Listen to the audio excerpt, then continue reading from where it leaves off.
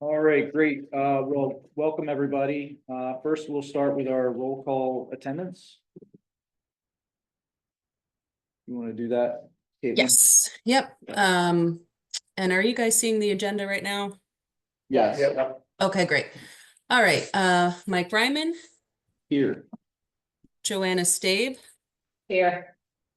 Kevin Wilson, Here. Kevin Gilmore, Here.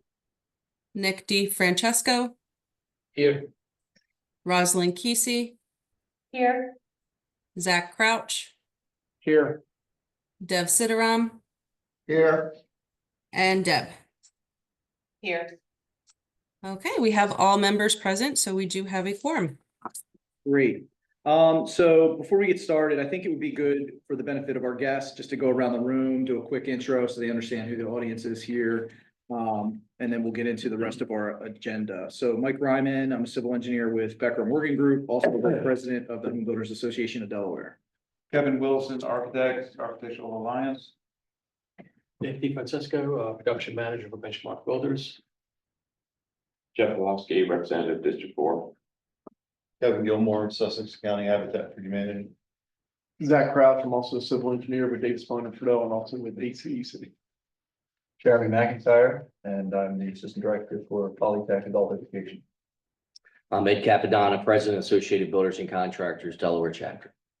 John Wicker, I'm the State Director for Career and Technical Education at the Delaware Department of Education. Joanna Scott, Executive Director for the Delaware Workforce Development Board. Rosalind Cassie, architect with Design Collaborative. Debbie Finicaro, Vice President and Director of Construction for Leon Wiener and Associates, and we're a general contractor and developer. Emily Cunningham, Chief of Staff, Delaware State Housing. Dev Sitaram, I am a civil engineer with Atwell Consulting Engineering. Caitlin? Caitlin Del Calo, Chief Strategy Advisor, Delaware State Housing Authority. Great. Well, welcome everybody, and I want to thank our guests for being here today. I think we have a pretty good topic that we want to get through today related to workforce, and really wanted to spend the bulk of today on that particular topic. Before we get into that, need a motion to approve our minutes from our last meeting. So approved, just like that. motion to approve. Is there a second? Second. So that was motion by Deb, seconded by Deb. Is all those in favor? Aye. All right. Task force and subcommittee updates. I'm not sure that we really have any task force and subcommittee updates, Caitlin. I don't know if you had a thought on that. Just that I'm sorry. we do. I know. Yeah, so we do have a task force update. Originally, the reporting deadline for the task force was March 1st of 2025. However, the task force co-chairs have agreed to seek an extension via legislation to push that reporting deadline back to April 7th, 2025. So that will allow an additional 5 weeks for the subcommittees to meet and come up with recommendations to share with the full task force. So what that means for this subcommittee is you have a 4th round of meetings that you can host in January. So we get to have extra meetings. I'm sure everybody's excited about that. I believe we have picked a date for that, Caitlin. Is that correct? Yes. Yep. And that date, I'll bring it up in just a second. January 16th. And it'll be in Legislative Hall in the Senate hearing room where you all are currently. And that'll be at 10:30 a.m. Let us know ASAP if that's doesn't work for any of the members here. So, we've had, this is our 3rd meeting, I believe, so far. We've had a lot of great conversation around, construction costs as well as workforce. In our last meeting, we focused really a lot on workforce and felt like we needed to have a meeting really focused on that. So the thought for today is a roundtable discussion with our guests focused on workforce development. And then when we come back in January for our 4th and probably final round of meetings, I'm thinking then we can sort of bring all of our recommendations to kind of a summary at this point. That is at least my thought going forward, if everyone is okay with that. Does that sound good? Sounds great. Okay, all right. So moving into kind of the workforce development, just the conversation last month, we focused a lot on some of the challenges in the education system with getting folks, into the trades, into the construction workforce. And so we have today with us, John Wickert from DOE. We have Jeremy from Polytech. We now have, I think I see Mike online, Mike Haig from Newcastle. Or sorry, Sussex. Sorry, Mike. I didn't mean to say you were from Newcastle. Mike, do you want to introduce yourself real quick? You're muted. Hey, good morning, everybody. My name is Mike Haig. I am the Industrial Training Coordinator with Sussex Tech's Apprenticeship Division. And happy holidays to you all. Glad to be here. Awesome. Thank you for being here. And then of course we have Ed from ABC on the private side of things. So we thought, hey, let's get everybody in a room and let's figure this out. We have all the different levels involved in this process, and let's talk about what some of the challenges are and find some ways that we can break through those and create, a better approach to how we develop our workforce going into trades. So I am hoping for more of a roundtable discussion today and opening it up to that. I think some of the challenges that came up in our last meeting was, simply the limited capacity that the tech schools have around this topic. And so maybe just start, just open it up to there, open it up to that. And I don't know, Jeremy, if you want to kick things off with respect to, the capacities at, say, Polytech, and Mike, you as well. And then we'll just kind of go from there, if that makes sense. Yeah, well, nice to be here and thanks for having me. The programs, I'd say, we are struggling with capacity for a couple of different reasons. First of all, the physical facility we have is great. Have wonderful shops, and that's all really helpful. We share at each of our schools the facilities with the daytime high school programs. At night, we have skilled trade programs that we run, and so we're able to utilize those resources. So facilities generally, thankful for them. We're doing some things to try to improve and expand a little bit in some areas, but overall we have mostly what we need, just in general. The real challenges we have are around a couple of things. One is instructors and how many really professionals that we're able to attract to be able to teach our programs. We work closely with Ed and his team there at ABC and trying to reach out to contractors and attract more people. There are a number of reasons for that. One of them is, I'm not telling anything to anybody here, but there's so much work out there that people are busy, and it's hard to peel off and teach class at night when you've been working all day long, and maybe you're going to be working extra long shifts. And the other thing is, because all of that work is there, what they're giving up pays a heck of a lot more than what they're getting with us.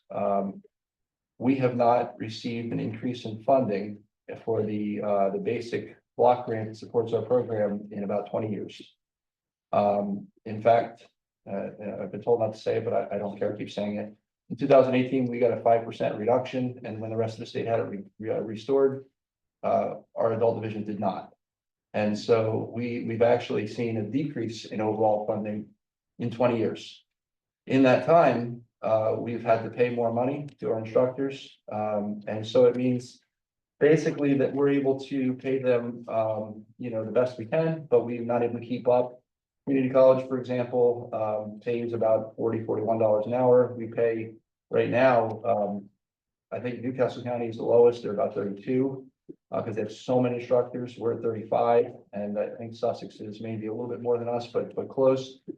And when these contractors, when the people that work in the field, particularly if they're working, scale work or whatever they might be doing, they're making a lot more money than that. So we're asking them to come, and the ones who do it, we're thankful for them. They're doing it out of commitment, and we have some really good dedicated teachers, but we don't have them all. So that's a real challenge. I will say for a long time, I would have said another challenge is the interest. That's no longer as much of a challenge as it has been. We have a lot of young people, more than we can handle right now, who want to take our programs. I was right before I came here today, I was hosting a whole bunch of students from Dover High School who came over just to find out about our programs and how they can get enrolled when they graduate. So we're thrilled about that. The state and the Department of Labor, Employment Training, the Workforce Board, Department of Education, everybody's really focused on getting the word out there. And I think it's working. It's the capacity is in terms of how many classes we can afford to fund, how many students that, how many instructors we have to teach them. So that's really where my challenge is right now. We've come up with some creative ideas on how to try to address some of that. So for example, I have about, I'd say, double the number of year one students in my apprenticeship programs that I had a couple of years ago. Good news. I don't have double the number of teachers, nor do I have, the resources really to run double the number of classes. So what I've done is I've increased my class sizes and I've hired some shop assistants to come in to basically trade professionals who maybe aren't a licensed HVAC technician, but maybe somebody who works in a related field, and I've hired them to come in, or maybe it's a person who doesn't have quite the experience I would have looked for a lead instructor, but I've hired them to come in and help in the shop. And so they're helping to kind of take the burden off. We can accommodate larger numbers in the classroom, but when it's shop time, I really need that hands-on. So we're finding creative ways to make it fit for now, but that really is our greatest challenge. So. Appreciate that. So just Mike, kicking it to you on the Sussex side, are you seeing similar challenges to what Jeremy just described, or anything additional? Absolutely the same. I believe all three programs in each respective county has experienced a phenomenal amount of growth. And the same challenges exist throughout the state. So everything Jeremy said, we experience. And I believe Newcastle does too. So absolutely. If I were to add anything, and it's that, funding is been available and increased in other programs, maybe adult education programs, other technical community college pathway programs. And certainly funding sources have been, expanded to be more inclusive in other programs, post-secondary programs. And it just seems that, our program just keeps getting, pushed off to the side or overlooked. I'm not sure exactly how to put it.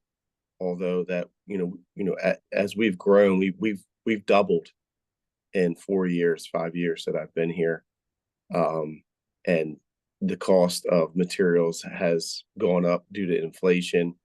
So not only has the size of our program doubled, our expense has significantly increased due to inflation. And as we try to serve more students as dynamically and as well as we can, it's becoming more and more challenging. And we have great story to tell. We have a great story to tell. Each county, the amount of growth that we've seen, the smart business decisions that we've made to maintain a high quality educational program that has great outcomes, right? We're very high 80, 90th percentile for completion. Our students are working in the trades or the workforce. And I just don't know what else we can do or say or prove that, we are a viable training system for Delaware.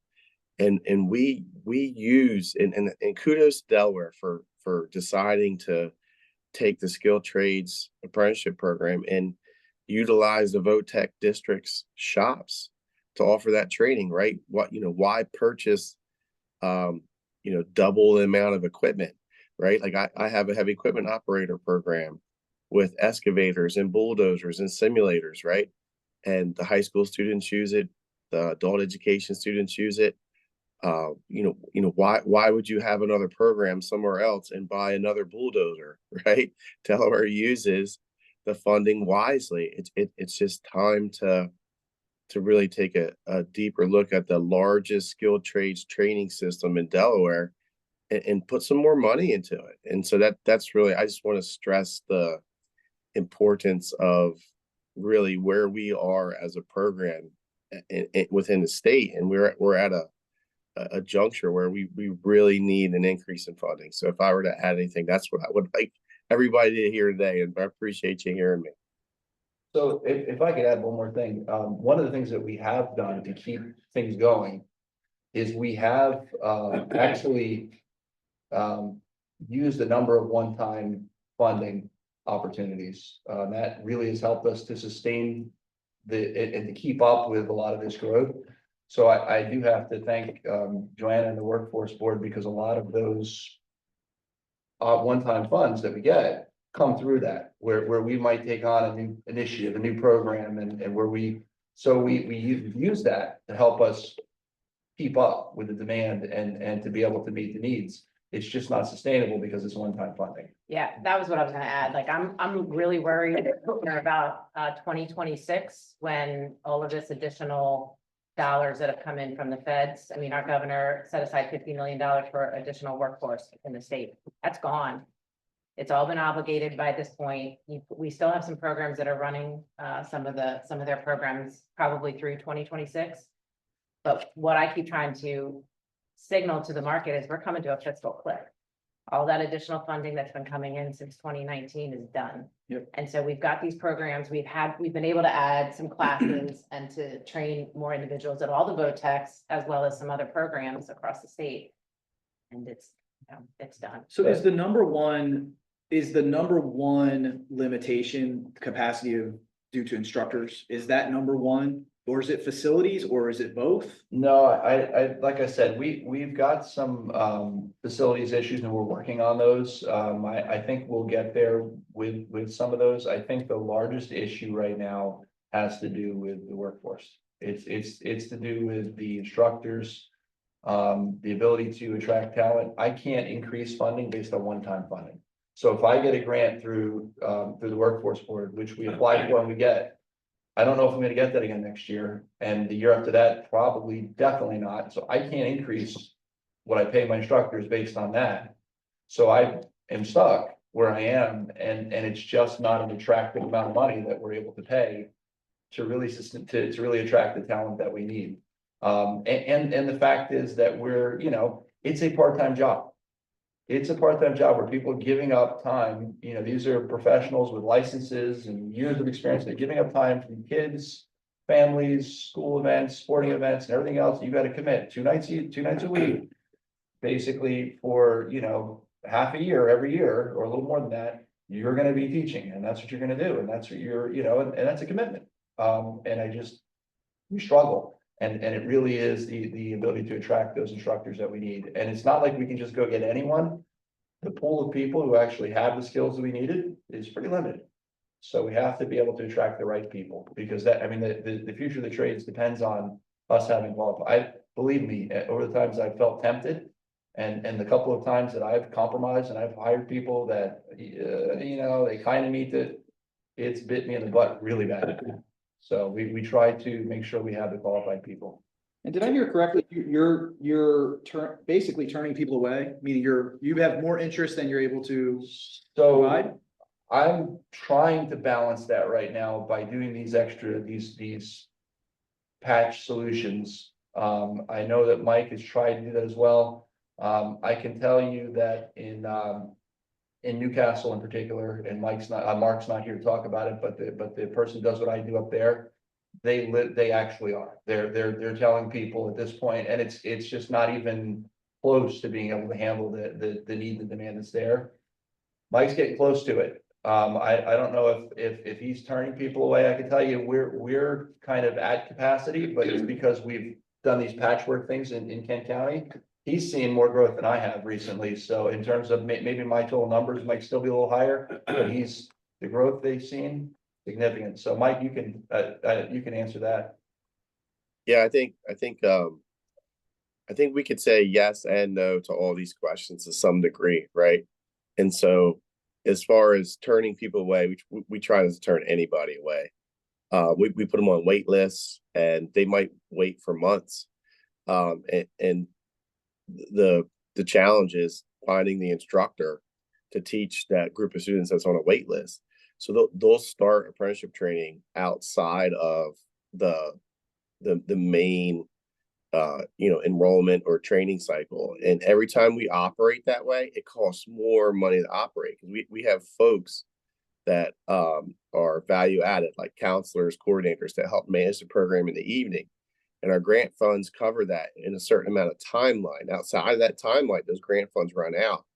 And so in order to operate classes outside the top timeline, they become very expensive. So basically I have, a support person supporting, say, 15, 18 classes in one evening.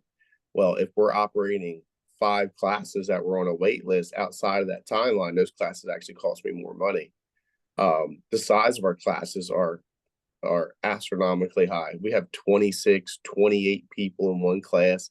I know Jeremy, he had to use, Jeremy, didn't you use your auditorium for a class? Because we just don't have enough people. And so, I think the hot button issue is funding. And it's because if we could pay a competitive wage for someone to say, hey, I could come teach, pass on my knowledge. And what's really cool is that the folks we do have that instruct are mission driven people. These people, they aren't not necessarily there for the money. They're not going to do it for the money, but push comes to shove in an inflation economy. You have to do what's lucrative, and working on the weekend and picking up some overtime with a job, making maybe $60 an hour because you're making time and a half is more lucrative than making $32 an hour. And so I think funding will help resolve some of that. As far as facilities being a challenge, it is a challenge in scheduling, not necessarily a challenge in scale, right? We have a high school that operates until 3:30 p.m. So we really, can't use our facilities during the day. And so all of our training has to happen in the evening. And sometimes that affects folks that maybe are working the night shift and they want training during the day, or other companies that want to train their employees and say like welding or industrial maintenance or something along those lines. And the employees have to operate it with outside of the normal work hour. They might have to, the company might have to pay them overtime. And so there is a little bit of constraint there as far as facilities goes. But I think, if I had to add more classes, I would just use more of our school. I would put them in classrooms in the evening when students weren't there. So there is kind of a facilities constraint there, but not so much so. More so than I think funding and instructors are the main.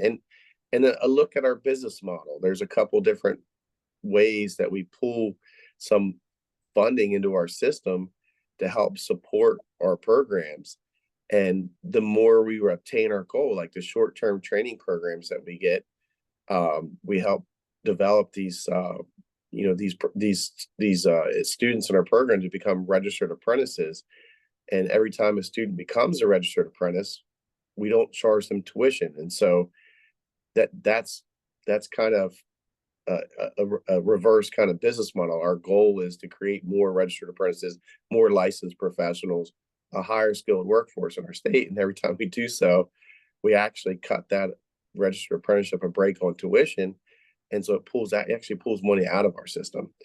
And so I think, you combine that type of business model with inflation and then a decrease in funding, and the amount of funding that stayed the same over the course of the years, and then add 200% growth to programs. I mean, that right there is just why. And Joanne, she put it best, when we're at a physical cliff, it's coming. I mean, there's no way to avoid it.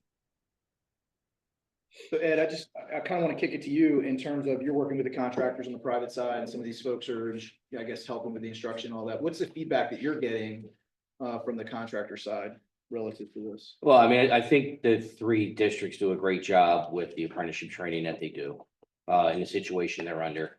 You know, I think funding is a big issue for them, and we've been lobbying for that for them for years at no, with no recourse here at all. Funding definitely is going to have to come center stage, but I think there's a couple other issues that are playing in here, that's only going to make the situation worse as you get along.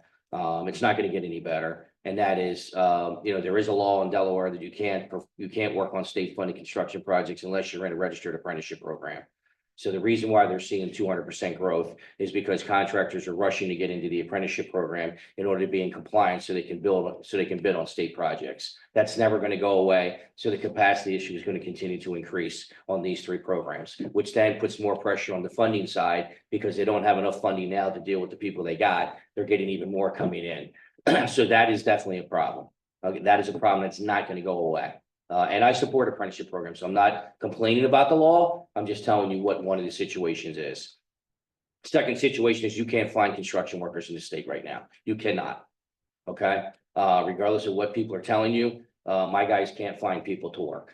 And so we're struggling to find workers right now. We're the third largest growth area in the state in the next 5 years under the Department of Labor, behind healthcare and financial services. We needed roughly about 3,800 workers in construction in the next 5 years to meet the demand. When those people come in, where are they coming in at? They're coming in at the apprenticeship level, which means it's going to put more pressure on Jeremy, more pressure on Mike, and more pressure on Mark and Newcastle to be able to facilitate these programs, find the instructors, find the funding, and find the capacity to do that, right?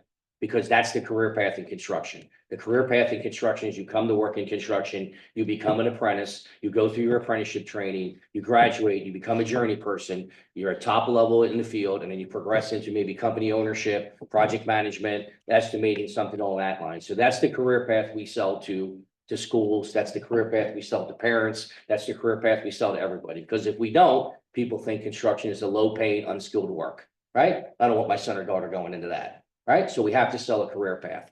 So the pressure is going to continue to mount on the districts. It's there. It's not going anywhere. Okay. And it's not a minor funding increase. It's a major funding increase. I mean, we're not talking, you know, $100,000. We're talking millions. We're not talking hundreds of thousands. I mean, they may not be talking millions, but I'm talking millions, and I'm not afraid to talk millions. So that's where the funding situation comes into for these guys. I feel for them. They're caught between a rock and a hard place. They're trying to do the best that they can. They're trying to meet capacity. It's not there. The only way you get more qualified instructors is to raise the pay. You have to raise the pay. Most of these guys that are teaching in their districts, and it's no offense to them, they're trying the best they can, and I compliment them. Most of the guys they got that are teaching in their school, in their programs at night, are making 2 to 3 times what that in the field. You get a guy that's teaching electrical in Jeremy's program, and that guy's making $65, $70, $80 an hour in the field. There's no incentive for that person to come and teach at night unless they want to help the industry. And some of them do, some of them don't. You want to take a guy that's working in the office, they're probably making even more than that. And I'm not saying you got to pay them that amount of money, but you got to come close. Okay. And $32 an hour and $35 an hour ain't close. Okay. Do they want to help the industry? Yeah, they want to help the industry, but they also want to pay, also want to be paid a fair wage for having to give up their nights 2 nights a week for 6 months, right? You have to compensate them. Well, they don't have the funding to do it, right? And so one of the streams that we've talked about is, and we've had discussions with Jeremy, we've had discussions with Mike, we've had discussions with Mark. They're on an apprenticeship task force that we have in our organization about starting to charge companies for their apprentices. Right? If you go to any other apprenticeship program around the country, that's what they do. Okay. They charge companies for their apprentices anywhere between $2,000 to $4,000, depending upon the trade. I'm not talking that much, but if the funding doesn't come up and the law doesn't go away, which it's not, we need all these workers and they're going to continue to come into our industries. These guys aren't going to be able to serve them, and it's not their fault. It's not their fault. They're doing a fantastic job. So somewhere that train coming down the track 100 miles an hour is going to run into a wall. And then what happens at that point? How are you going to get projects done? Where are you going to find the workers? How's stuff going to be kept up? It's not, because you're not going to have the workers, and those workers aren't going to be trained because these guys don't have capacity, right? Do I agree that we may want to look at a different model as to how apprenticeship is being done? Yeah, but they're hamstrung because they don't have access to the school during the day. There's a lot of apprenticeship programs around the country that do training during the day. They take their kids, they take their students, and they train them for one full week, 40 hours. And then they send them back on a job site for 3 or 4 weeks. Then they bring them back in for another week. So you only need 140, what is it, 144 hours of related instruction a year, right? Do the math. If you do 40 hours a week and you do 4 weeks at a time, you know, is that a burden on the company? Yeah, but they're already paying that person to go to work. So what's the difference then? How are they doing that? That's a good idea. How are they? A lot of them have their own The other facilities. states, They'd have their own separate. They have their own facilities, which these guys don't have. So we, just to be clear, and just to clarify we're a little bit unique in that we do have a little bit of a daytime presence. Right. We're able to have, but it's limited. We also have Or is Poly the only school that has that? so Newcastle County VOTEC Has a little bit. has the Delaware Skills Skills Center, Center. which is really just at the first year. We have pretty much the same thing where we have a couple of shops during the day. We have a building that the state purchased for Polytech, but we don't have the money to renovate it right now. That we're hoping to use to expand some of that because what Ed's saying is exactly right. That to offer alternative models, we absolutely need different space. Jeremy, I like to say, so we did have space to do training during the daytime. We're under construction for a new school, and so we will have that space again. Hopefully, if everything stays on track, fall of 2027. A question, maybe this is for you, John. And at the high school level, VOTEC, don't they do the co-op where it's 1 week on, 1 week off, or 2 weeks on, 2 weeks off, where they go to their co-op? Is there an opportunity to alternate the adult program and the high school? We Sussex and Kent we don't do the 2 weeks. You don't on, 2 do weeks that? off. We do not. No, that's only a Newcastle model. So that, you know, I think you have to look at different models, but you know, funding is definitely an issue. You're going to have an influx of workers. It's just going to happen, and there's just no alternative right now.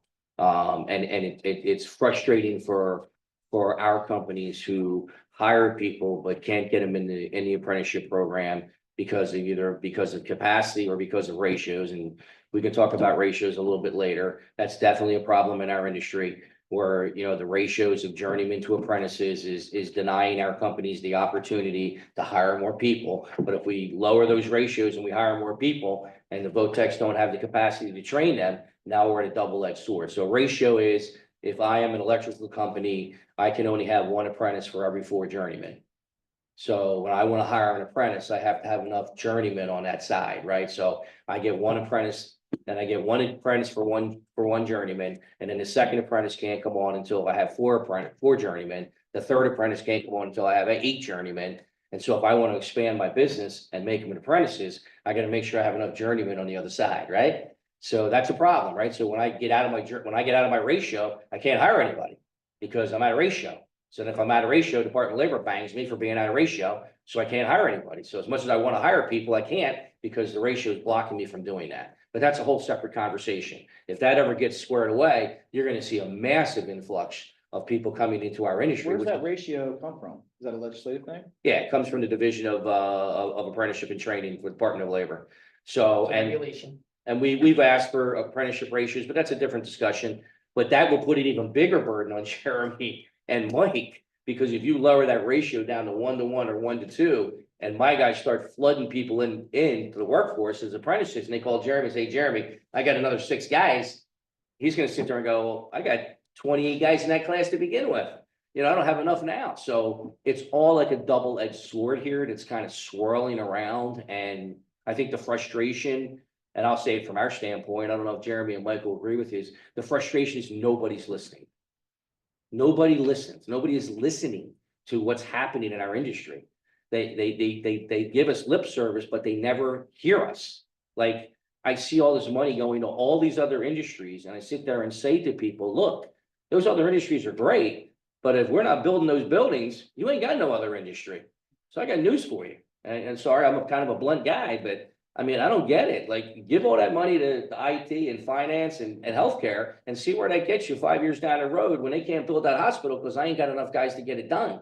Because you're not giving me enough funding to put apprentices in the program in order to put skilled craftsmen on the job. So I understand where it is, but people just aren't listening. I mean, the amount of money these guys get in a block grant, no offense, Jonathan, I'm probably going to insult you. It's disgraceful. It's insulting. They get like $1.3 million between the three schools. 1.67. 1.67 for three schools every year. I mean, come on, seriously? I mean, you know, you could take. What does that go to? What is the one? Yeah, statewide. Is It the goes to 1.67 for to- instructors? To support, basically, we put almost all of it towards instructors, yeah. Yeah. I mean, and that's divided up three ways. I don't know if it's divided equally. They can answer that, but that's really a moot point. But I mean, seriously, 1.67 million for three school districts that are training. How many apprentices are there statewide? Apprentices How many do you statewide, have? it's over, the total number statewide is definitely over 1,000. I think it's, I haven't. It's like 1,600 maybe? Something like that. Yeah, It's it's not pretty much high. more than that. And you're giving them 1.6 million? I mean, But it actually, we use that to support, in addition to apprentices, so we're also supporting the other people. So we have, Mike Trade was mentioning, we have trade extension students. So we have students who are apprentices, we have students who basically are also enrolling, but their company hasn't sponsored them because of ratio or whatever else it might be. And so we have basically, total, yeah, we're definitely, it's definitely in that range, so. so let me take it one step further and make even a bigger argument to what Jeremy said.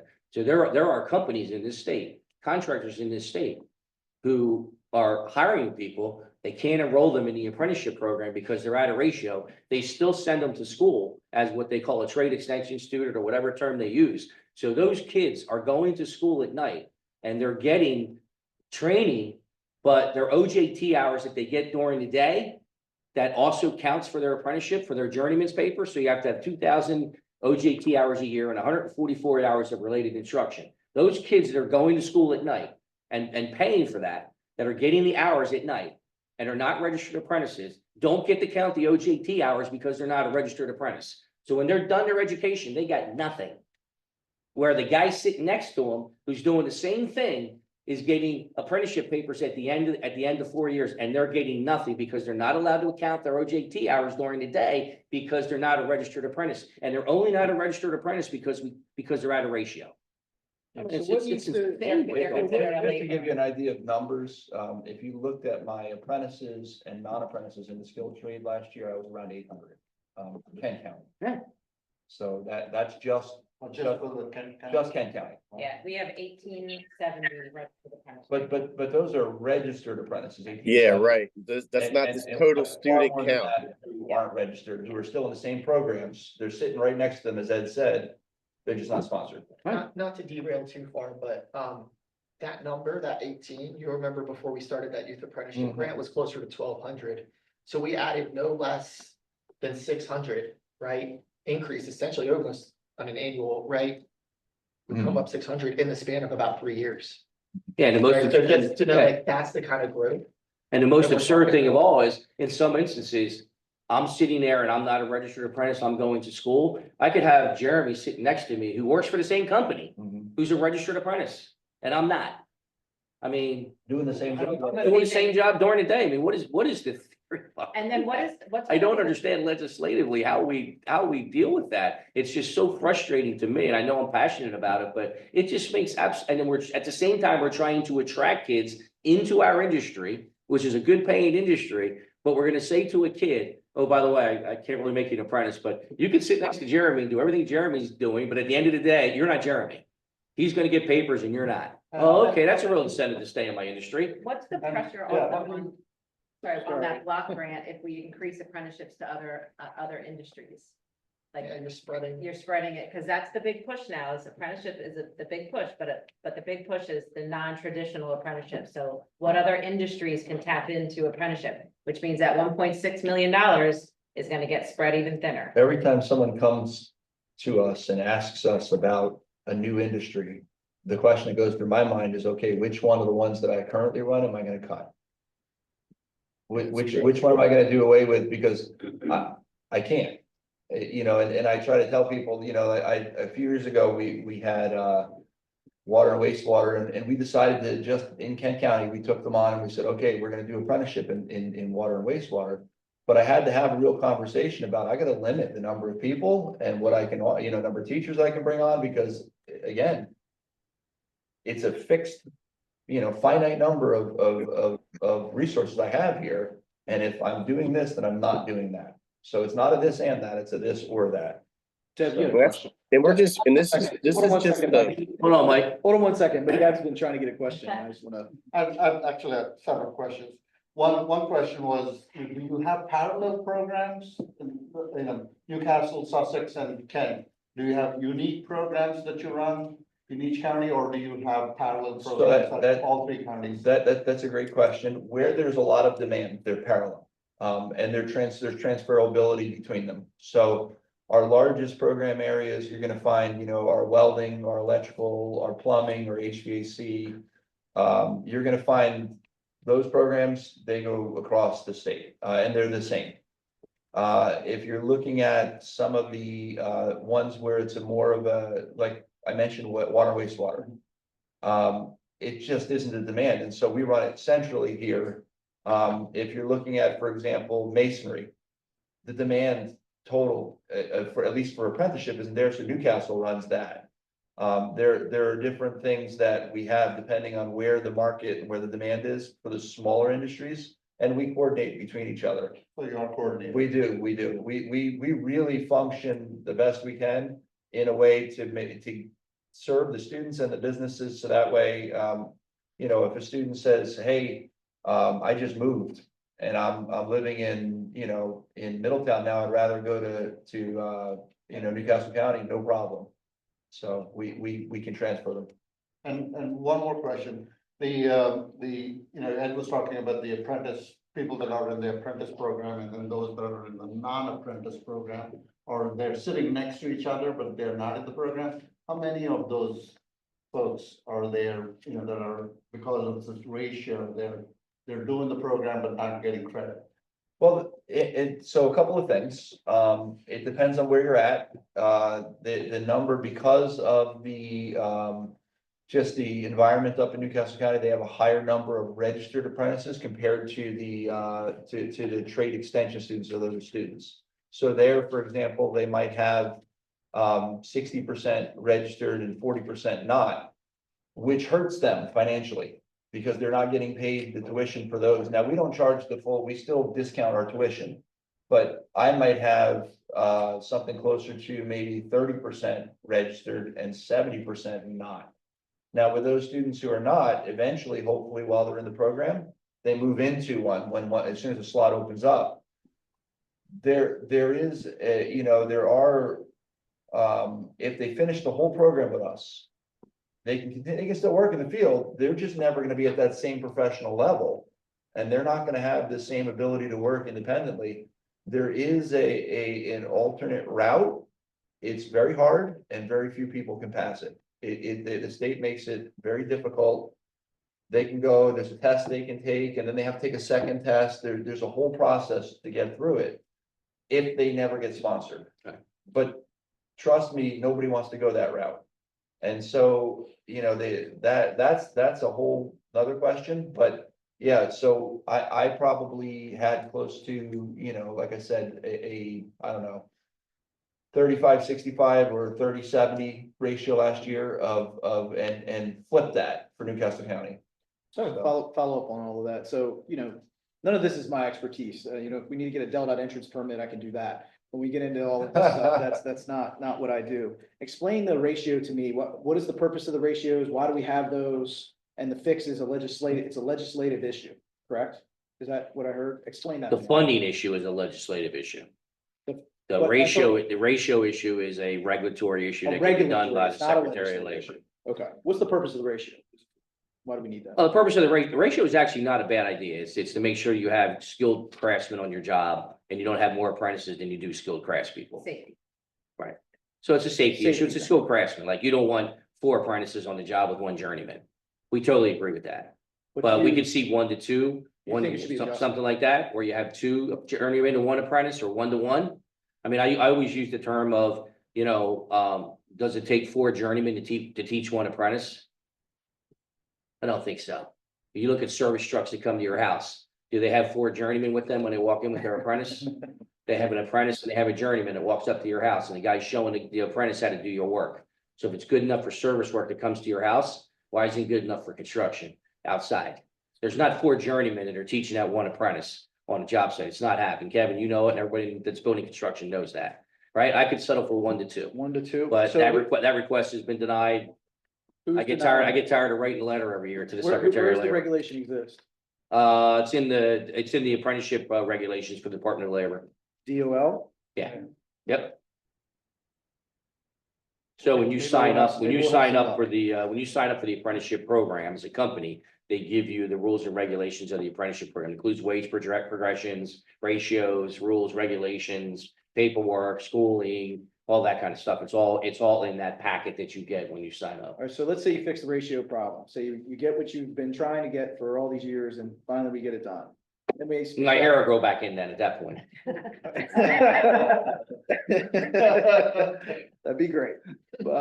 So we still have the capacity issue and it's a funding instructor issue. I mean, if we were to just break this down in simplest terms, it's a funding instructor issue, period, right? Is that what we're saying? What exactly is that block grant you were referring to, that we can put in our notes? What is the name of that? John can talk about that. Yeah, Grant, I'm sorry, block. yeah, so I'm gonna step up a level, I think, right, and provide some additional fiscal context, because I think that'll help with some of it, right? One place I'd encourage you to look for some of these issues you're seeing named, the Delaware Department of Labor has a strategic plan for youth apprenticeship that was just written. And some of these are written in that plan in order to be addressed, right? There's not a clear path forward on them actually implementing the plan. But a lot of these things are named because Ed or VOTEX, right? A lot of employers came together to create that plan, right? To give some labor some guidance, and then hopefully the General Assembly some guidance on how some of these things can and should be addressed. So I'd encourage you to spend some time there and take a look at that, like right off the bat. I can get that for you. So in terms of what I refer to as the adult space, right? Because we're talking about the post-secondary space here right now, right? These adult training programs. You really have 3 primary funding mechanisms that move into this space. One is Perkins, Career and Technical Education. That's federal funding. It is not allowed to be used to sustain programs. Right, so it's to improve outcomes. It's to create new programs, right? But it federally, it is not allowed, it's not my rule, it's the feds, right? To sustain programs. So if you can imagine the one-time funding we've heard about today, some came from OMB, some are grants from, right, the Workforce Board, some are grants that come from the Delaware Department of Labor. Those are generally one-time, right? It's expanding programming, right? It's increasing recruitment, those things. We've seen a tremendous influx of money into that space over the last 5 years. Lots of money for new programs, lots of money for trying to expand.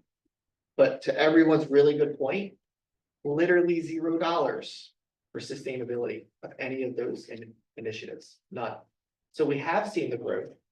We have seen the increase in program quality, right? We are seeing improved outcomes, right?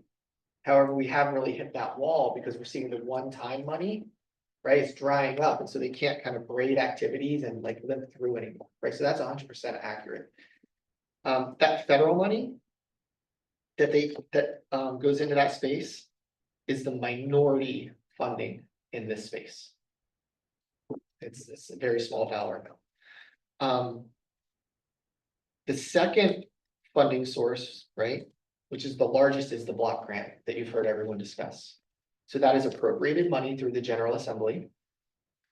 And Jeremy was right, it was reduced in 2018. Historically, that $1.6 million has is to be used for apprenticeship and trade extension, right, to support those programs. And then it's left at the discretion of the 3 adult education divisions of our VOTEX to determine how to use it. It's the most flexible funding source and is legitimately the only source that has that direction towards sustainability, right? It is intended to support those programs. That 1.6 million, the way it works right now, so it is actually added into the Department of Education budget because we're asked to pass it through. We have no authority over the funding other than we are the easiest way to get it from the General Assembly to the 3 adult eds. So historically, we had to do that through an RFP process. They had to like put a huge application in, apply for the money, right? And then the funding went to them. In the current year, we worked with the assembly to basically have the dollar amount to each of the VOTEX named to eliminate that application process. It was also done intentionally to bring attention to exactly how much money is going to each of the 3. So legislators, employers, right, everyone would have better kind of visibility around that. So about, I want to say, so Jeremy, oh my gosh, 5.5 years, right? We've been working together in this space. We've been having this conversation. One of the challenges is when the joint finance sits down and the General Assembly sits down to do budgets, any scholarship or pass-through programs are lumped into what you believe is the Department of Education's budget. So all the dollars for Seed Plus, the department, our job is to get that to Del Tech. The money for this, our job is to get that to them. But when the General Assembly sees the department's budget and you see that dollar amount, you could pull millions off the top of that because we actually are just passing that money through at the direction of the General Assembly. We're not actually utilizing it, right? And Emily knows this very well, right?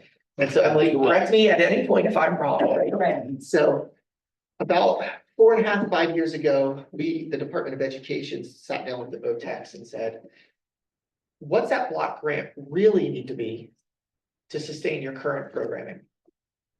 Ran a bunch of numbers, right? What we came up with, this was probably, we finalized that projection about 3 years ago to give you an idea of how no movement has happened, right? It would need an increase of no less than $3.5 million immediately to give them what they realistically would need to have any shot at sustaining the programming. Now that's before the influx of one-time money that we've seen as a result of the pandemic. Right? And before you had the 600 additional Correct. apprentices that came from the grant. Right? So one of the challenges is right now, in order for a request to that block grant to be made, it actually has to come through the Department of Education's budgetary process. Well, we're not the statutory agency for registered apprenticeship. So the money's been placed in the agency that's not the statutory agency for the program that's being funded. So when push comes to shove about what's going to move up in the department's budget request to JFC and OMB, this is going up against all the other education priorities that are being asked for internally, right? So DOL is the statutory For apprenticeship, correct. program. It's not the Department of Education. That really doesn't make any sense. It's easier to pass the money through us because we have the ability to kind of more directly funnel the money through the First State financial system to an educational institution than labor. It's just easier. Is why it sits with us. Be done. But is it really? Can be done, and it can be done, it can be solved. This doesn't seem complicated. So, I'm gonna name a thing that, to their credit, nobody else knew before, right? I'm gonna do it a little more explicitly. They tiptoed around it, but I'm just gonna say it. Yeah, we don't tiptoe here. Yeah, I'm not a big tiptoe, This is right? problem territory. So you saw that funding for what we all refer to as Seed Plus, the non-degree side of Del Tech, right? So folks can earn credentials on that side. So and that's a great thing, right? It's phenomenal. The 3 adult ed divisions were not included in any of that. They don't see a penny of that. So you saw what I would determine uneven investment in the non-degree space where that investment was made. You invested in certificate programs, right? At one institution, which is an institution that is not providing most of the training in the apprenticeship space.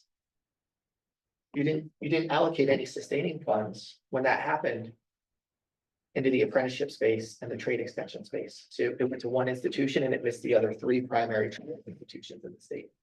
I don't know why I wasn't involved in any of that. It's not, I just naming, right? C plus stood up. Politics. No money ended up in this space at all. So you don't have that sustainability. And then the third funding source. You might remember a couple years ago, there was some craft training legislation is what it's called that went through. So basically if someone's awarded a public works project and they don't have apprentices, right? They can pay a penalty into this craft training fund at the Department of Labor. That's intended to kind of support more broadly the system, right? The apprenticeship system. A portion of that in that legislation actually comes over to the Department of Education to pass through. So they replicated the model that's there with the block grant. The amount of money that's passed through to these three institutions is about $60,000. That's it. Which would maybe run one class. And that's among the three schools. Across the split. three, Oh. split across the three. Right, and $60,000. way lower than the projection they made when they put it in place. So you do have, right, to summarize, right, you have gross, I would say gross underfunding in this space based upon the size of the system, right? You made really good, we see really good investments in expansion, improvement of program quality, all of those things. And the data that we look at the Department of Ed, because the federal funding goes in there, they have to report to us, right? Shows us that we are seeing increased enrollment, right? We're seeing increased diversity of the enrollment. We're seeing those folks continue post-secondary education or remain employed, right? So the outcomes are what we want to see, but there's not the sustainability for those programs.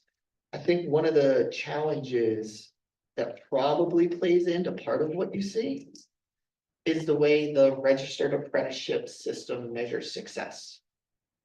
So success in the broader, right, US trickles down, right? US apprenticeship system, the metrics they look at, how many registered apprentices, how many employers participate in the system, and how many programs are offered. That, so their focus is on growth, not sustainability at a federal level. So then you see, right, parallel actions at the state level. You see investments that are focused on growth, right, and expansion, but not on sustainability. So I just write, I'm just saying what they all said in a different way. And probably with just a little more nuance in terms of what it means in terms of funding mechanisms. So if I were to summarize sort of three solutions, correct me if I'm wrong. Address the funding issue, we need to increase it essentially through that block grant element. Address the ratios, which will make Ed's hair grow back, and we all want that for you, Ed. Can I have some? And Yeah. lastly, the fact that we're using the DOE versus DOL creates probably a political dynamic that just hurts this program. I would, yeah, sorry, go ahead. And I would say probably you've got a little bit of capacity that you have to utilize in your office Mhm. because of that, and you have the youth side of it as well. Correct. So Jerry, do you have to report to DOE and you have to report to DOL? So there's there's time spent Accurate, yeah. with staffing having to like input probably the same data in two different systems, just because you have the pass-through money. It was really, one of the funny things is there's certain reporting that has to be done around complaints and civil rights, Office of Civil Rights and all of that, and went through a long process with DOE, and as they were explaining to us, okay, this is what you have to do, these are the requirements. I listened, and then I said, you realize we replicate this exact same Right. process. I'm trying with Department of I'm Labor. trying to streamline that right now, Yeah, I yeah. promise you. Yeah. Deb had a question, Deb. And that's accurate, Jared. So, I wanted to, funding is the biggest issue that I see over here. And I wanted to ask, Ed brought up, a point that I wanted to discuss a little more. And you said companies are willing to pay to put an apprentice into the apprentice program, or, and I totally agree. I think, a lot of companies want staff that are trained and they would be willing to pay for it. So what is the difficulty in integrating the private money with the public money? Well, we're still working through it with Mike and Jeremy and Mark as to whether or not, you know, that would be a good idea to charge apprenticeship companies for the money and then what that dollar value would be. So we're still working through that and then how we would do that whole payment structure with them. So that's something that we have to work our way through. It's not as easy as you might think. Just having Polytech say to their companies, hey, guys, you owe me $1,000 a piece for your apprentices. You got 5, write me a check for $5,000. It's not that easy in the system. So we're kind of working our way through what we believe would be a nice number, right? And then how do they handle it? Because our fear is, here's our fear, and I'll be honest with you. If we do that model, will they knock us in the block grant and say, well, what do you need the block grant for? When you're charging for apprentices, you know, you don't need the 1.67 now because you're bringing in all this money from the private companies, they're paying for themselves. We just get rid of the block grant. So now they got hurt because they lost the block grant because we're charging for a company. So we got to be careful, you know, how that's all played out politically, that it doesn't affect them in the other area that they're receiving right now. We looked at it more as like a supplement, but then we don't know how DOE and the legislature will look at us trying to supplement their program and say, well, they don't need our money now. They're getting it from these guys. And if they want to get the What money if from it these was guys, they'll get matching? all. What if it was matching? What if it was set up in a way that it was matching and it was legislatively that way? So if the private sector raised $1 million, the legislature's got to put in $1 million to match it. Yeah, we haven't gotten to Tie it that together. point. We just Yeah. haven't gotten to that point yet. We're pretty close to trying to figure that out. We've got probably a couple more meetings, but that's kind of where we are. We're looking at the alternative, but you know, we're also very sensitive for these guys. We don't want to hurt the districts on the back end of it. And I'm not saying that Jonathan and them would do that, but that's the devil there is, you know, not the devil, but that's what could happen, right? And then all of a sudden, all the money we brought in is for naught because they lost the other money on the other end. I think, I appreciate, thank you, right? So, I think additional clarifying point I would add, right, is when it comes to the block grant, the department's official position is that we are not the statutory agency for registered apprenticeship, and therefore we have nothing to say about it. That is our position. I'm here providing context, right? Because I want to be helpful and make sure you have it. But as we go through budget processes, when these come, and Ed, right, Ed's heard me at the table, right, many times. We are not the statutory agency for apprenticeship. We only handle this money because we are required to by the General Assembly. We have no comment or position on any decisions that will be made with this money. I mean, that seems to be official the position. foundational problem of It is. this whole thing, but you know, well, it's in the notes. Right, and I'm So- not saying that to be deflect, I just want you to know, right, Yeah. like, so when these questions do come up, especially if they come up in a political arena, right? So like Jeff, I'll just, cause, right, we get along and all these things, right, so if Jeff were to ask a question about this money, right? And how do we get it increased? Our response to Jeff would be, you need to go talk to the Department of Labor about that, because we're just passing it through, we're not the statutory agency. So every time these conversations try to happen, what happens is everyone comes to the Department of Education. We point them to the Department of Labor. And then we're right But then the out. Department of Labor But then- points them back to the Department of Education. and says, Everybody loves. We get the money from you. So Everybody. that's, I think that's why it adds this structure, Yeah. likely adds confusion, Mhm. right? And it's probably be a barrier, right, to everyone accomplishing the goals they want to accomplish, right? It's not the most efficient way to go about administration, I would say, agree. right, of the apprenticeship system. So this has been a great discussion on this topic, so mainly focused on, you know, post-secondary school, right? I did want to talk about, it's 11:30, we have till 12, and then we have to, I don't know if we have public on, but there's a public comment that has to happen at the end. We need to leave room for that. I do want to talk about the pathways and, you know, the impact on the inside the secondary school system. So I do want to talk a little bit about that. Just, you know, I guess it's making sure that we continue to have that interest in those opportunities to go into the trades at that level. So I don't know if it's okay to pivot to that at this point. Yeah, what are we gonna do? Yeah, so, I guess contextually, right, when you hear the phrase Delaware Pathways, right, because that's its initiative, right? The programs we're really talking about are career and technical education programs, right? They are the bulk of the pathway system. Career and technical education is federally driven and funded through what's known as the Strengthening Career and Technical Education Act, Perkins. Okay, and Delaware is what's known as a combined plan state. So our workforce plan and our Perkins plans are written together. They're aligned, we use the same definitions, right? We look at the same data, all of those things. And then our strategies have to be complementary and aligned, right? So what's happening on the workforce side and the education side in this space is coordinated. Okay. Those federal program requirements are what we use to approve career and technical education programs in our K-12 system. So in Delaware, that is federally, right? Grades 5 through 12, right? In that context. State funds in this part of the system are only allowed to be used in grades 7 through 12. Okay.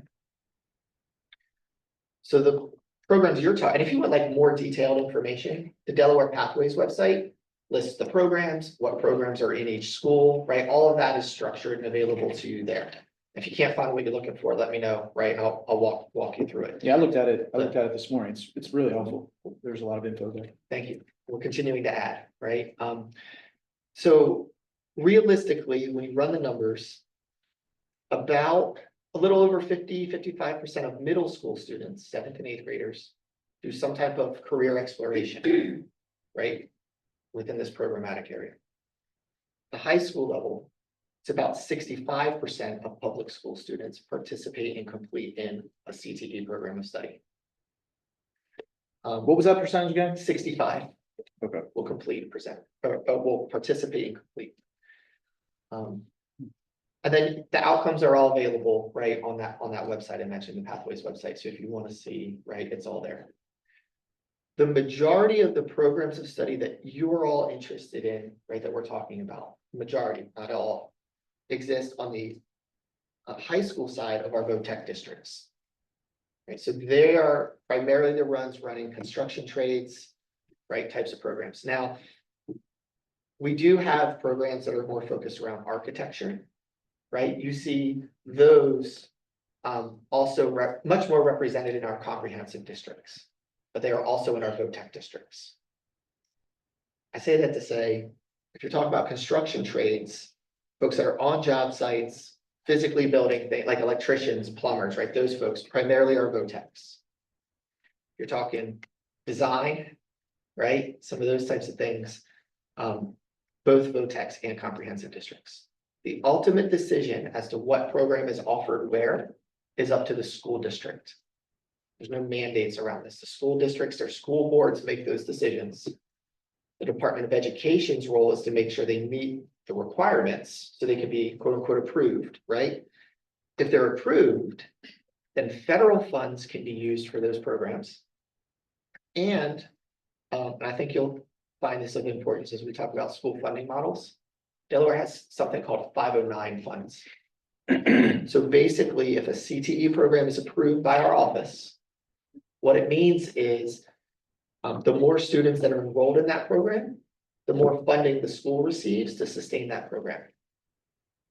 509 funds. They have to stay within career and technical education, right, to support those. So that's the difference between like the high school side and the post-secondary side. There's a sustainment mechanism built in, right, in our K-12 system. And this is in addition to your normal unit count calculations. This is on top, right, for sustainability. So we are also investing in, you've probably heard folks talk about middle grade CTE. There's a project underway to look at middle grades. So the focus of that is to help students make more informed choices about what pathway they want to be in high school, right? So we want to think more systemically about advising, transition services, let students get their hands wet and dirty, right, like in the spaces. So they are more informed when they're deciding, well, what high school do I want to go to? And what do I want my graduation pathway to be? Right, in that context. That won't land for a few more years. We did some really great work with the VOTEC districts on the high school side to update and align programs. That's still underway. What's been nice is the adult folks, right? So Jeremy, Mark, and Mike are part of those conversations. So our programs are now aligning better from our high school to our post-secondary system. so that students that participate in a high school program can seamlessly move in to the adult side of the system and not need to start over. So that's underway as well. One of the things we've really realized through that work with them, and this is more on the labor side, but right, as we think about apprenticeship, pre-apprenticeship, right, those trajectories, is when you have a system with a lot of employers that have their own registered apprenticeship programs, when labor switches employers, they very often have to start over again. So for example, let's say I have company A and company B. They both have a carpentry registered apprenticeship program, right? If I work at employer A and I've been going through apprenticeship and I now work at employer B and they use a different apprenticeship program for carpentry, I might have to start all the way over at the beginning. My OJT might not count. My classroom piece with the VOTEX might not count. It depends. So you could have a whole bunch of apprenticeship programs that exist, right? That I cannot align to it from the K-12 system. Does that make sense? Because this apprenticeship program, if it doesn't recognize this other one, right? And they don't recognize the same one below them, that student can't get advanced standing. They start over. So there's no good way right now. There's no solid, strong way to align at scale from the high school to the adult side. And then there are challenges on the adult side when people switch employers. Now, I will say that VOTEX have done a phenomenal job trying to work with employers and award advanced standing, right, when that occurs. It is a difficult thing. And then to Ed's earlier point, there's also some language in regulation that limits how much advanced standing can be awarded. I'll say it another way.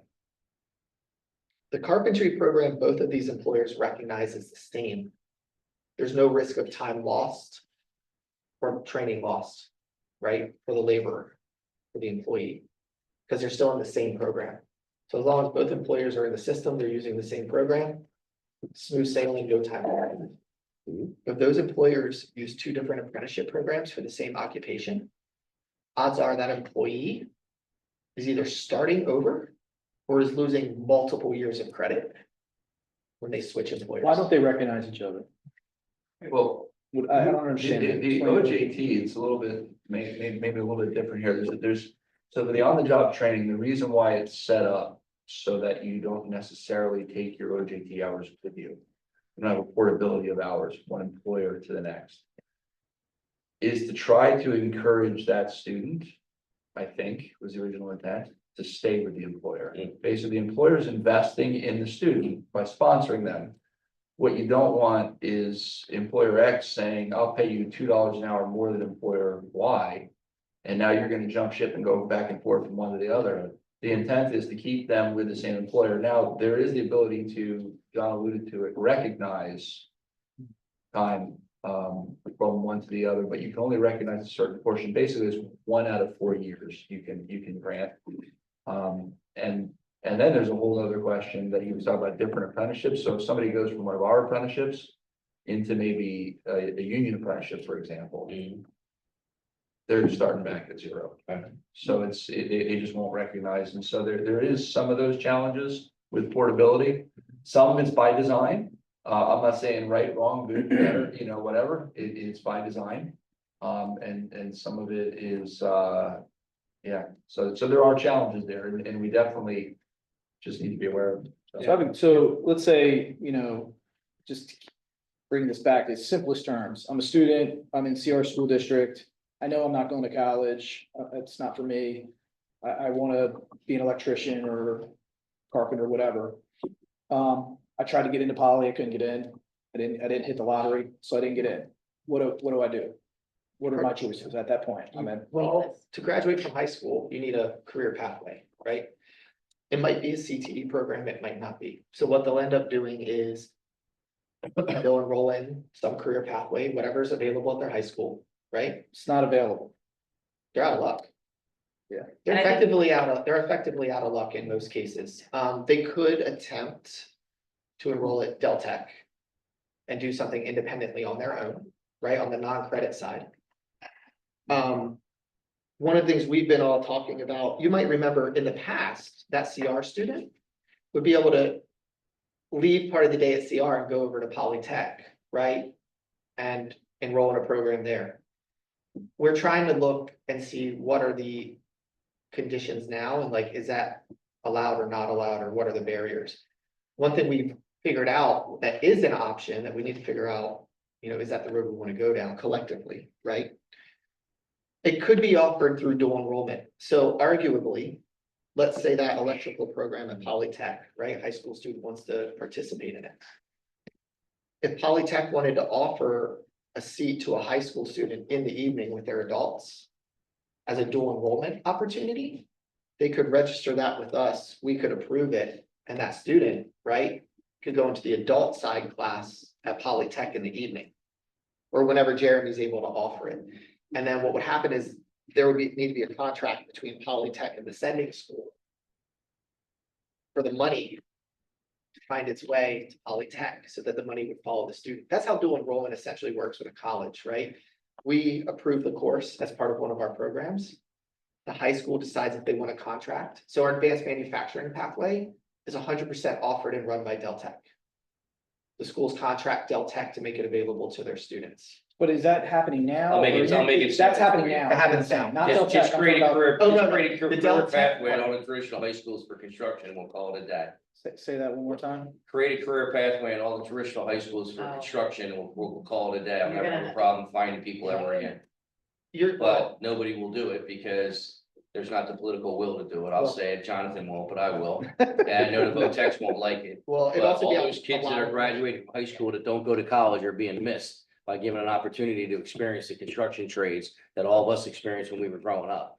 And so I'll get on my soapbox one last time. You want to fix my problem? Put a career pathway. By the way, we're the third largest growth area in the state, which nobody continues to recognize, yet we don't have a career pathway in any of the traditional high schools. We can only go to the Votex schools to get students. Some traditional high schools, not many, do, right? So we still see, there are still some auto tech shops, right? Repair, some of those things.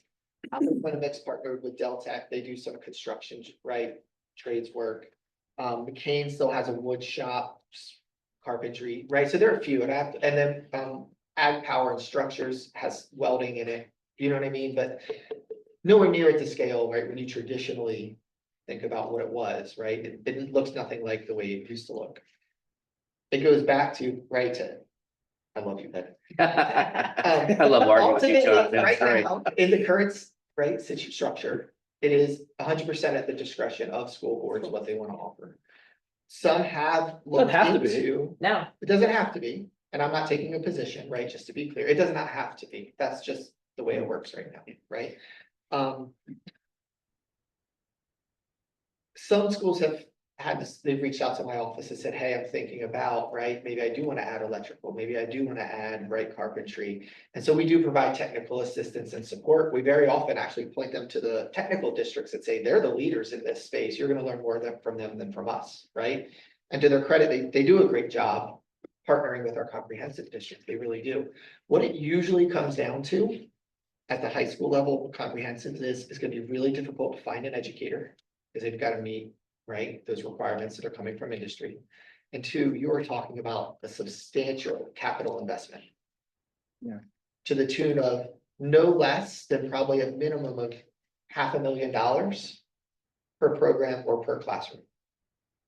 It's not cheap. So then you get into, well, what does school construction involve?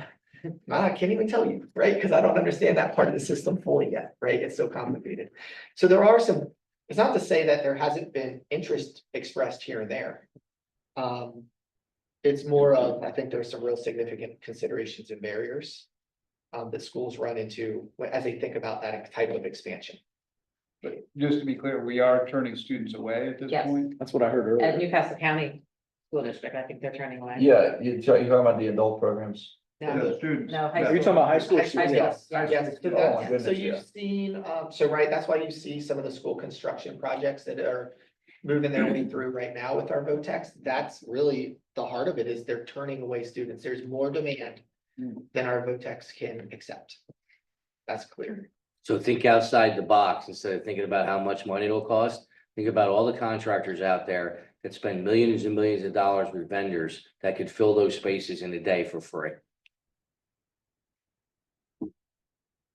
We tried to do that at Mount Pleasant High School where they wanted to create a welding program. I got M. Davis to fund the entire welding program and they turned us down, including equipment, instructors, space and everything.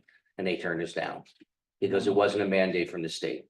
I can tell you right now, you would get contractors lining up to call their vendors when companies that spend millions of dollars with Carrier and York and people like that would say, can you donate 3 or 4 HVAC units to a high school so they can use them for training? That's how the skill centers got theirs.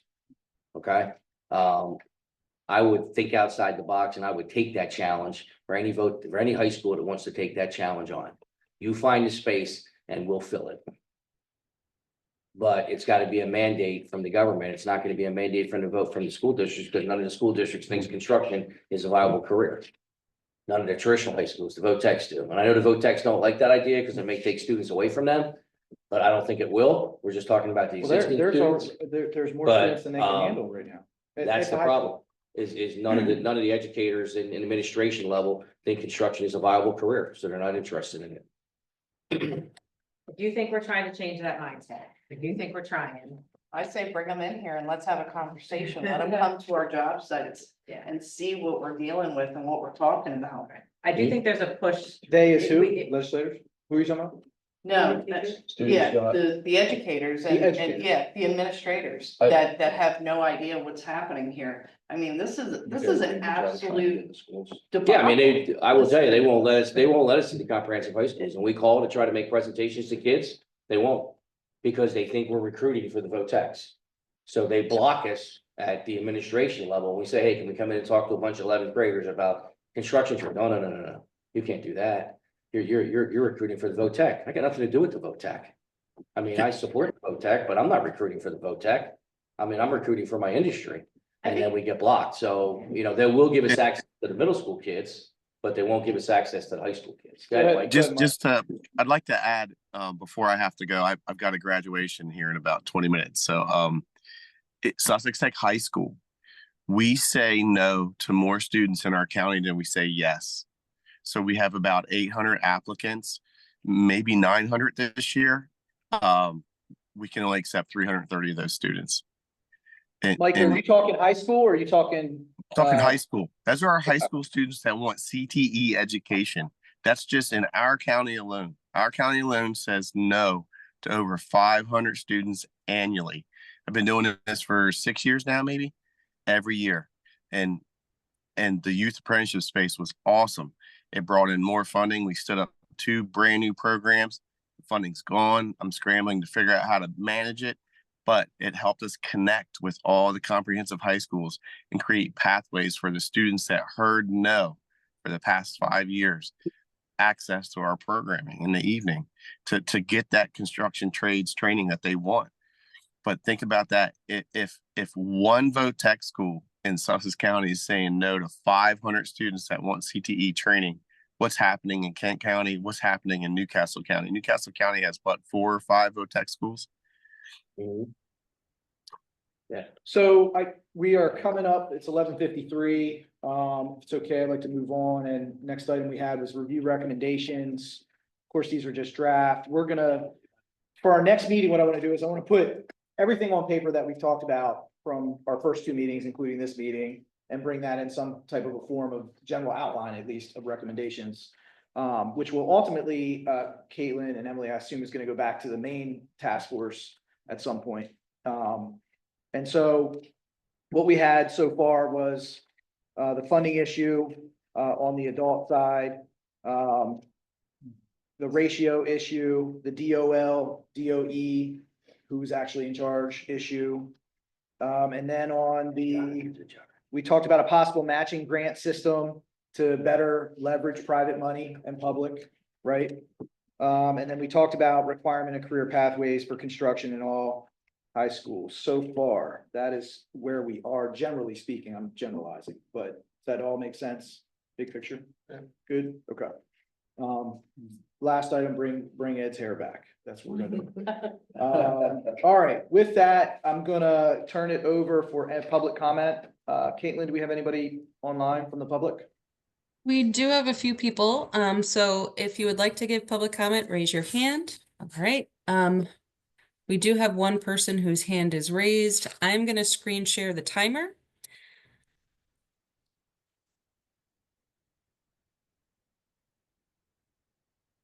And then, okay. Lisa, you should be able to speak. Fine, thank you, and can you hear me? Okay. Yes, we can hear you. I just wanted to say a few things. First, that I come from a long line of machinists from both sides of my family, maternal and paternal. My twin brother was a machinist. He turned into an engineer. My husband's father was a machinist for DuPont and ended up in management. And I went to trade school for equine dentistry. I completely support the trade industry. I think that if not, I can help prove that the rest of the country agrees.